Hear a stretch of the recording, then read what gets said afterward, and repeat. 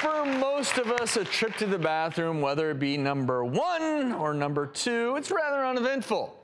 But for a California man, what came sliding out his backside made the news. And why, you may ask? Because it was 5.5 feet long. It was the tapeworm you're seeing. So get this, the guy initially feared his intestines were falling out while he's on the toilet, but after grabbing what he thought was his entails, it started moving. So he carefully pulled the tapeworm out, twirled it around a toilet paper roll until 5.5 feet came out, as you're seeing here. He took it to the ER and, yes, was diagnosed with a tapeworm. Apparently, this is a guy who loved eating sushi every single day. Man, this bums me out. I love sushi. This is scary. It's a little unnerving. On the right, yeah. Is that the head? Oh. On the right, the thing that looks like bacon? Oh.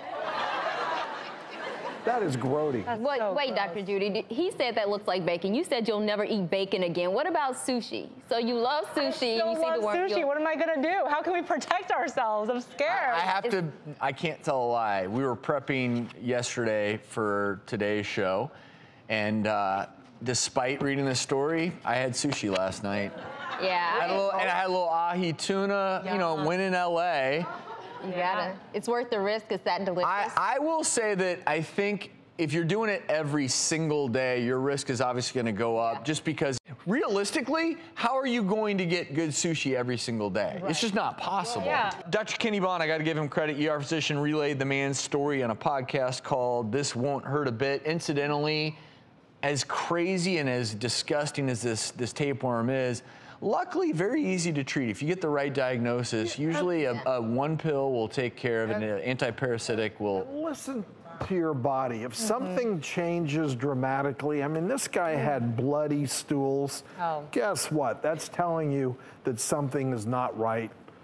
Go seek help. You don't need to wait for this worm to come crawling out your backside. And the good news is it's not very common, but the bad news is his was, what, 5.5 feet. Good news is he lost 10 pounds. Just kidding. An adult tapeworm can grow up to 80 feet, and they can live in a host for 80.